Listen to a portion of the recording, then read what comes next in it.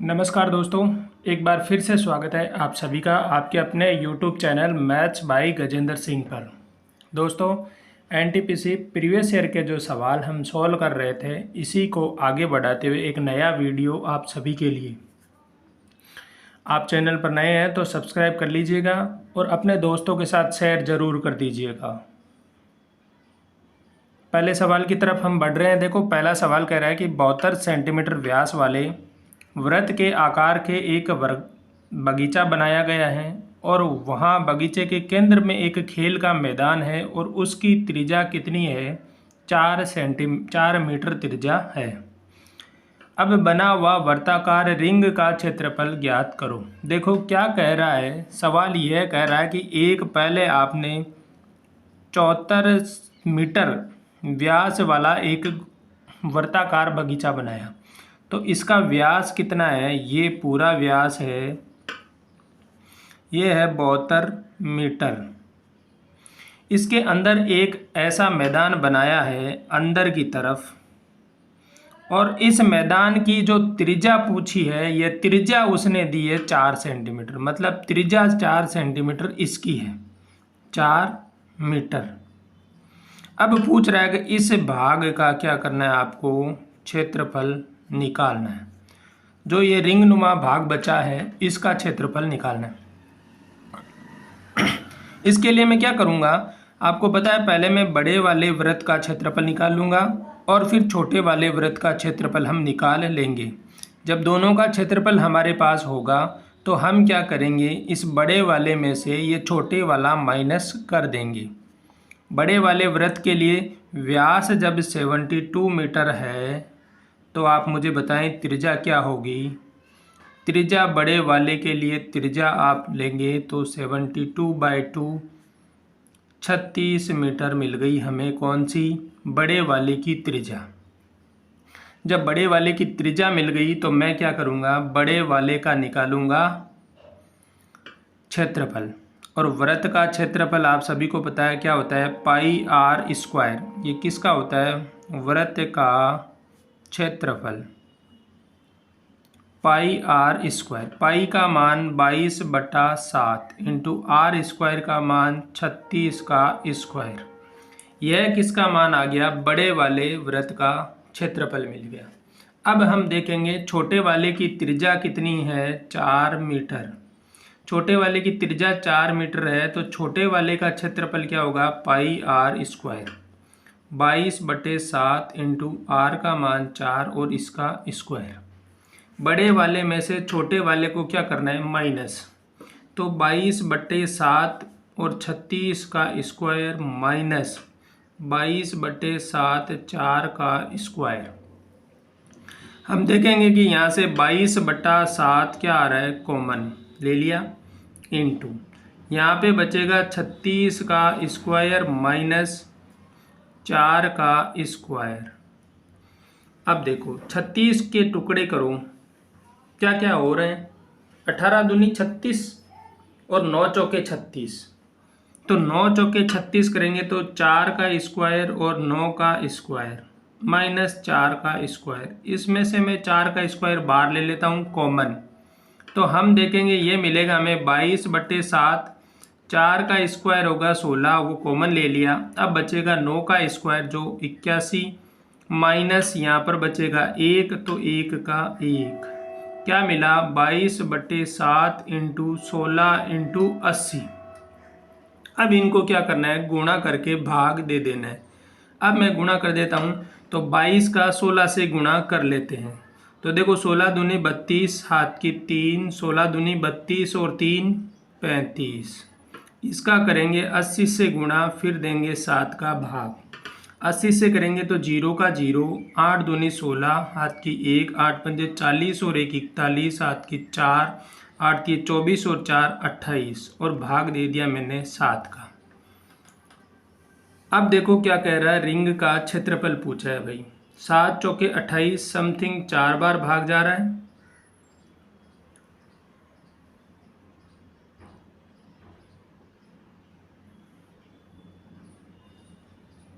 और इसके बाद आगे देखेंगे 7 चौके 28 4 बार गया, भाग जा नहीं रहा है, एक में तो 0 दिया, फिर से लिया 16, 16 में 7 दूने 14, 2 बच गया, फिर 0, 7 दूने 14, फिर से बचा 6, 0 पॉइंट दे दिया, 0 ले लिया, तो मिलेगा 7 8 56 समथिंग मिल रहा है 4022.8 मीटर स्क्वायर। ये क्या मिल रहा है आपको? यह मिल रहा है उस रिंग का क्षेत्रफल। दोस्तों ऑप्शन में आपको यह नहीं मिल रहा है, लेकिन एग्जैक्ट राइट आंसर क्या होगा? यही होगा। हो सकता है कुछ मानवीय भूल हुई हो, कुछ मिस्टेक की वजह से ऑप्शन में आपको नहीं मिल रहा है, लेकिन सही से राइट ऑप्शन क्या होगा? 4222.8 मीटर स्क्वायर होगा। कुछ हो सकता है गणनाओं में लेने में दिक्कत हो रही होगी इस वजह से।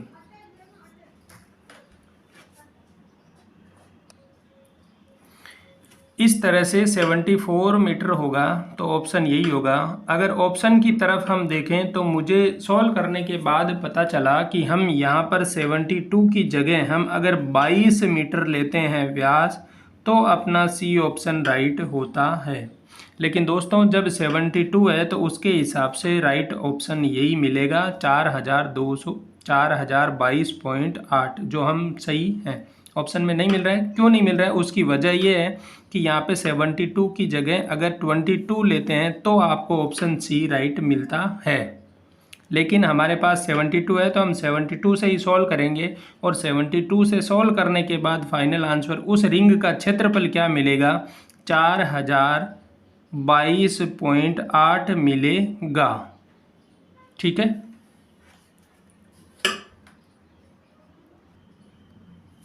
अगला सवाल कह रहा है कि एक सफाई कंपनी है, उसमें 42 कर्मचारियों द्वारा एक इमारत की सफाई जो है 25 दिनों में करने का काम लेती है। मतलब ये कोई कंपनी है, उसमें 42 लोग हैं और वो एक इमारत को साफ करने में 25 दिन लेते हैं। 10 दिन बाद उन 42 कर्मचारियों में से 12 कर्मचारी नौकरी छोड़कर चले गए। अब 10 दिन तो ख़त्म हो चुके हैं। यदि सफाई का काम 10 दिन में समाप्त किया जाता है, मतलब आगे 10 दिन में ही वो काम कंप्लीट कर दिया जाता है, टोटल 20 दिन में काम हो रहा है, तो और कितने सफाई कर्मचारी की आवश्यकता होगी? देखो हम क्या कह रहे हैं, पहले मैं कह रहा हूँ कि आप लोग क्या है अपने पास कि 42 कर्मचारी है और वो 25 दिन काम करते हैं। लेकिन होता क्या है, प्रश्न के हिसाब से वह कह रहा है 10 दिन तक तो ये 42 के 42 पूरे काम करते हैं। 10 दिन के बाद कितने कर्मचारी हैं जो छोड़ के जा रहे हैं? तो 12 कर्मचारी छोड़ के जा रहे हैं। मतलब अब जो अगले 10 दिन तक काम करेंगे वो कुल मिला के कितने करेंगे? 42 में से 12 तो चले गए, तो 30 कैंडिडेट काम करेंगे। लेकिन काम अभी पूरा होगा नहीं, तो अब कह रहा है 10 दिन के अंदर कुल इतने और कितने कर्मचारी अपने को चाहिए कि यह काम पूरा हो जाए। आप या तो यह समीकरण बना सकते हैं, यह समीकरण बनाएंगे तो सॉल्व करेंगे। देखो 42 × 10 को इस तरफ भेज देंगे तो यहाँ मिलेगा 42 कॉमन, 25 में से 10 गया, 15 मिल गया हमें। आगे देखेंगे 30 × 10 मिल गया, प्लस 10x हो गया। 30 × 10 आप इस तरफ भेज दो या इनको गुणा करके माइनस कर दो। मेरे को गुणा करने से ज़्यादा आसान लग रहा है कि मैं इन्हें क्या कर दूँ, इस तरफ लेके कॉमन ले लूँगा। कैसे? 42 × 15 माइनस का 30 × 10। देखो मैं यहाँ से 15 कॉमन लेता हूँ, 15 ये 2 इसमें से ले लेते हैं तो 30 कॉमन ले लेते हैं। यहाँ से मिलेगा 21, क्योंकि 15 आ गया, 2 इसमें से आ गया, तो 21 दूना 42 माइनस 30 यहाँ से पूरा गया तो 10, 21 में से 10 गए तो 11। तो ये मेरे को पूरा मान क्या मिल रहा है? 11 × 30। तो 30 × 11 किसके बराबर है? 10x के बराबर है। 0 से 0 गया, x का मान 33 मिल गया। आप या तो ऐसे सोल्व कर सकते हो। अब इस मेथड से सोल्व करने के बाद टाइम लगेगा ज़्यादा। आपको कैलकुलेशन करनी है ओरली। वो कैसे? 42 लोग 25 दिन में काम करते हैं। 10 दिन तक सबने काम किया, मतलब 25 दिन में से 10 दिन ख़त्म कर दो, बच्चे कितने? अब अपने पास 15 दिन का काम बचा है। आपको 42 कर्मचारियों का काम था, 15 दिन का अब रह गया। अब कितने से करवाना है? 12 कर्मचारी छोड़कर चले गए, काम तो पूरा 10 दिन में करवाना है। मैं कहता हूँ कितने कर्मचारी की मुझे ज़रूरत होगी। यहाँ से मैं देखता हूँ 5 का भाग 2 बार, 5 का भाग 3 बार, 2 से ये कट गया 21 बार। मतलब अब मुझे कुल 63 लोगों की ज़रूरत होगी 10 दिन में काम करवाने के लिए। लेकिन मेरे पास पहले 42 लोग थे, इनमें से 12 लोग चले गए, मतलब मेरे पास अभी 30 लोग हैं। मुझे कितने लोग और चाहिए? तो मुझे 33 लोग और चाहिए भाई। ठीक है, तो ये वाला मेथड आपके लिए ज़्यादा आसान रहेगा। आपको कैलकुलेशन ओरली करनी है, जितनी ज़्यादा हो सकती है कैलकुलेशन आप ओरली करोगे, पेन पेपर का मदद नहीं लोगे। जितनी ओरल करोगे उतनी कैलकुलेशन स्पीड बढ़ेगी, आपकी सोचने की पावर बढ़ेगी। क्यों बढ़ेगी? क्योंकि आप इस सवाल को देखने के बाद यह वाले 2 स्टेप ख़त्म कर रहे हो। ये स्टेप भी ज़रूरत नहीं है, आपको इन दोनों का कमांड ले लेना था, मैंने कमांड लेके कर दिया। जब मुझे पता है कि बाद में मैं माइनस कर दूंगा उन लोगों को, कुल लोग मिल जाएंगे तो मैं कह दूंगा 30 तो मेरे पास हैं, जो बच्चे हैं वो लोग मैं नए और हायर कर लूँगा। तो आपको क्या करना है, ओरल करने पे मुझे पता है 42 लोग 25 दिन में करते हैं, 10 दिन बाद हुआ, मतलब 10 दिन तो सब लोगों ने काम किया है, तो 10 दिन का काम तो कंप्लीट हो गया। अब मुझे 15 दिन का जो काम बचा है वह कंप्लीट करवाना है। तो मैंने 42 को 15 से गुणा कर दिया। गुणा करने के बाद मुझे पता है कि मैं अब 30 को अलग लेके क्यों घूमूं, मैं तो पूरा 10 से ही काम चला लूँगा। तो मैंने सीधा ही लिख दिया कि मुझे 10 दिन में काम चाहिए और कितने लोग लगेंगे। मैंने निकाला कि मेरे पास 63 लोग आए। मुझे पता है 30 मेरे पास पहले से हैं, तो मैं 33 को और हायर कर लूँगा। नए लोग मुझे कितने चाहिए? 33 चाहिए। सी ऑप्शन अपना राइट हो रहा है। यहाँ पे ध्यान देना, मैंने पहले भी कहा है ओरली आप कैलकुलेशन करेंगे, जितनी ज़्यादा ओरली कैलकुलेशन करोगे आपके लिए फ़ायदा होगा, कैलकुलेशन स्पीड बढ़ जाएगी।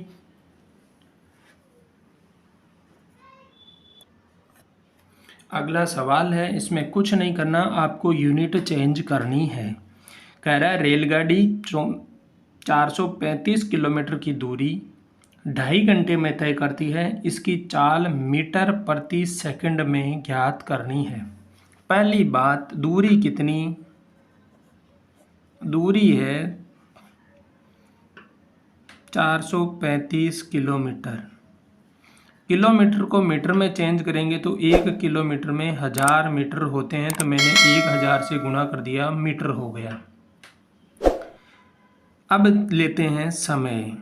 आजा भाई समय, 2 घंटे, इसको मैंने बदल दिया मिनट में, प्लस 30 मिनट, टोटल मिल गया 6 दूनी 12 और 30 150 मिनट। पूछा है सेकंड में, तो 1 मिनट में 60 सेकंड। कितना हो गया भाई? 15 को 6 से करेंगे तो 90, 2 जीरो और लगा दो, इतने क्या हो गए? सेकंड। चलो भाई चाल निकाल लेते हैं। चाल क्या कहता है? दूरी बटा समय। लगा दो भाई, दूरी कितनी है? 435 के आगे 3 जीरो बटा समय कितना है? 9 के आगे 3 जीरो। काट दो भाई, 3 जीरो से 3 जीरो। 9 का भाग देखो तो 4 बार जाता है, 4 नम 36, 36 के बाद बच गए 7 और 5। फिर से देंगे 75, तो 9 अंटे 72, फिर से बचा 3 जीरो, 9 3 बार 27, फिर से 3 जीरो, फिर 3 3 3 चलता रहेगा, तो 48.3 मीटर प्रति सेकंड क्या आ गई? चाल। क्या ऑप्शन मिल रहा है? डी ऑप्शन मिल रहा है। ठीक है, पहले आपको जो कह रहा है जिसमें चाल चाहिए मीटर प्रति सेकंड, तो हमें पता है हमें मीटर में मान चाहिए दूरी का और समय चाहिए सेकंड में। मैंने दूरी को किलोमीटर से क्या कर दिया? मीटर में चेंज कर दिया। 1 किलोमीटर में 1000 मीटर होते हैं। 1 घंटे में 60 मिनट होती है। 1 मिनट में 60 सेकंड होती है। तो 1 घंटे में 3600 सेकंड होती है। क्यों? 60 को 60 से गुणा कर दो, 3600 सेकंड होती है। अब जब दूरी और समय दोनों चेंज हो गए तो मुझे पता है चाल हमेशा होती है दूरी बटा समय। चाल निकालनी हो या समय निकालना हो, भाग हमेशा दूरी में ही देना होता है। तो दूरी बटा समय जब मैंने लिखा, मेरे पास दूरी है जो मैंने लिख दी, इसके बाद समय था वो मैंने लिख दिया, मैंने काटा पीटी मचाई और सवाल का सॉल्यूशन मिल गया 48.3 मीटर प्रति सेकंड।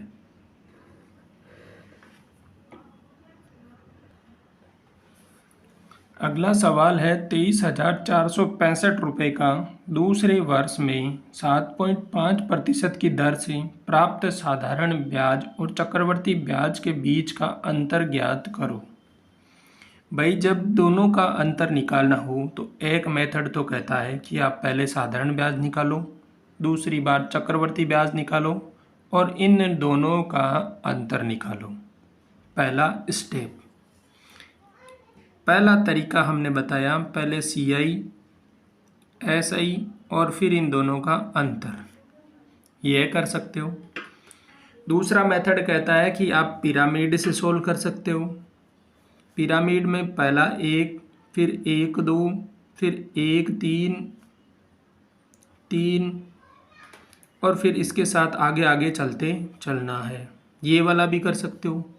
और तीसरा मेथड जो सबसे इम्पोर्टेंट है, 2 वर्ष के लिए CI माइनस SI और इसका फॉर्मूला है PR/100⁴। P क्या है? मूलधन। R क्या है? दर। 2 क्या हो गया? समय वाला। तो यह सिर्फ 2 वर्ष के लिए ही है, आप याद रखेंगे।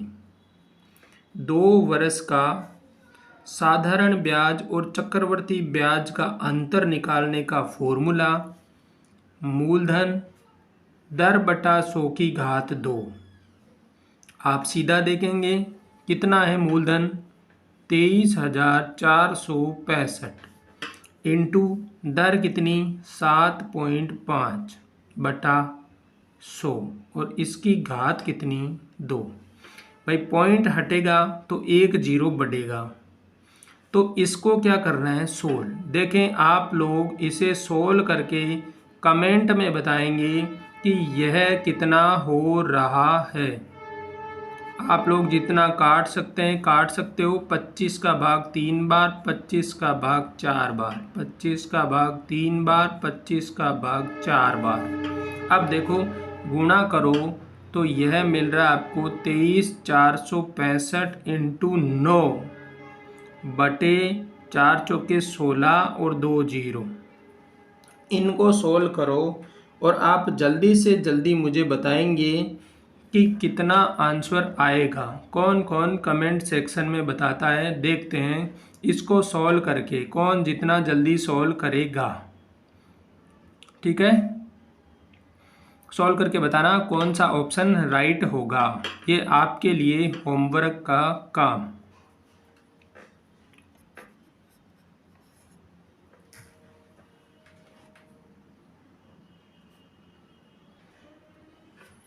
अगला सवाल कह रहा है कि चार्ली एक बेड 22% की छूट के बाद 16,725 रुपये में खरीदता है। बाद में वह पाता है कि यही स्टोर उस बेड को जॉन को ऑनलाइन 15% छूट के बाद 15,685 रुपये में बेच रहा था। स्टोर से खरीदे गए बेड के अंकित मूल्य और ऑनलाइन बेड के अंकित मूल्य में क्या अंतर है। देखो भाई, कोई बेड था, चार्ली ने खरीदा, दुकान पर जाकर उसने 22% छूट दी, उसके बाद उसने इतने रुपए चुकाए। जॉन उसी बेड को ऑनलाइन खरीदता है 15% छूट के साथ और उसे इतने रुपए ही देने पड़े, 15,685। तो ऑनलाइन और ऑफलाइन का अंतर, अंकित मूल्य का अंतर देखना है कि ऑनलाइन पे उस बेड पे कितना अंकित मूल्य था और ऑफलाइन में कितना अंकित मूल्य था। मतलब दोनों का पहले निकालना है 100%। पहले देखते हैं चार्ली की बात। चार्ली भाई साहब गए दुकान पे, इन्होंने कहा बेड दे दो, उसने कहा 22% छूट देता हूँ। 22% छूट का मतलब 100 में से 22 घटा दो तो मिलेगा 78, और 78 की वैल्यू क्या मिली, 16,725। यहाँ से इसका अंकित मूल्य निकलेगा आपके पास, क्या निकलेगा, 16,725 में 78 से भाग देंगे और मान किसका चाहिए, 100 का, अंकित मूल्य 100। 78 की वैल्यू ये, तो 1 की वैल्यू इसमें भाग दे देंगे 78 का, इंटू 100 की वैल्यू के लिए 100 से गुणा कर देंगे। आपको इतना सब पता है, तो आपने यहाँ से यह मान ले लिया। यह किसका है, ऑफलाइन का अंकित मूल्य है। अब आते हैं जॉन की तरफ। जॉन आया, इसको बोला, ऑनलाइन इसने देखा, इसको मिला 15%। 15% ऑफ मिलेगा, मतलब 85% का मान कितना है, 15,685। यहाँ से इसका अंकित मूल्य क्या मिलेगा, ऑनलाइन का अंकित मूल्य, ऑनलाइन का अंकित मूल्य मिलेगा 15,685 बटा 85 इंटू 100, और इन दोनों का अंतर आपको निकालना है। दोनों को काटा पीटी कर सकते हो। अगर आप सोल्व करते हो तो मैंने इनको पहले सोल्व कर रखा है, आप लोग भी इसे एक बार के लिए खुद से सोल्व करेंगे। मैं सोल्व करके लिख रहा हूँ। यहाँ पर इसका अंकित मूल्य आता है 21,442.3 रुपये, और इसका अंकित मूल्य आता है 18,452.94 रुपये। मैंने ऑफलाइन और ऑनलाइन दोनों के मूल्य निकाल रखे हैं। आप लोग इन्हें एक बार के लिए सॉल्व करेंगे। सॉल्व करने के बाद देखना क्या यही मिलता है, कमेंट में ज़रूर बताएंगे। अब देखो सवाल क्या कह रहा है कि ऑनलाइन और ऑफलाइन का अंतर पूछा है उसने। तो ऑनलाइन और ऑफलाइन का अंतर आप देखेंगे, ऑफलाइन की रेट ज़्यादा है तो हम ऑफलाइन में से ऑनलाइन का अंतर करेंगे। तो ऑफलाइन का भाव ये 21,442.3 माइनस 18,452.94, इन दोनों का अंतर करो आप, माइनस करोगे तो आपको मिलेगा 2989.38, जो लगभग 2989 होगा। क्यों? क्योंकि ये 0.5 से कम है, इसलिए इसको नेगलेक्ट कर दिया जाता है।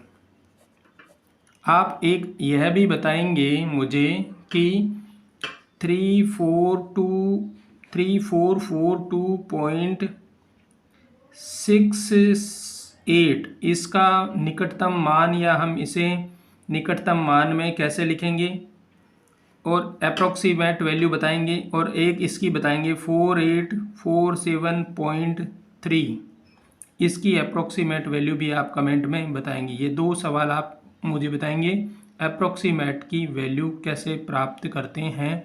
आप लोग इनका कमेंट देंगे तो पता चल जाएगा किस किस को पता है कि अप्रोक्सीमेट की वैल्यू कैसे निकालते हैं। मैंने अभी बताया भी था आपको, फिर भी आपको ये एक बार के लिए खुद से प्रैक्टिस करनी है। वीडियो को एक बार अपने दोस्तों के साथ शेयर कर दीजिएगा, और आपके कोई डाउट हो तो हमें बताएं। हमारा टेलीग्राम चैनल भी है मैथ्स बाय गजेंद्र सिंह नाम से, उस पर भी आप आपके डाउट भेज सकते हो। इसके साथ ही आप यहाँ कमेंट में भी बता सकते हो, और आप किसकी तैयारी कर रहे हो वह भी हमें कमेंट में बताएं, जिससे हम आप जिस परीक्षा की तैयारी कर रहे हो उस परीक्षा के प्रीवियस ईयर के पेपर भी आपको सॉल्व करवाएंगे। इसके साथ उसका मैटर भी आपको प्रोवाइड करवा देंगे।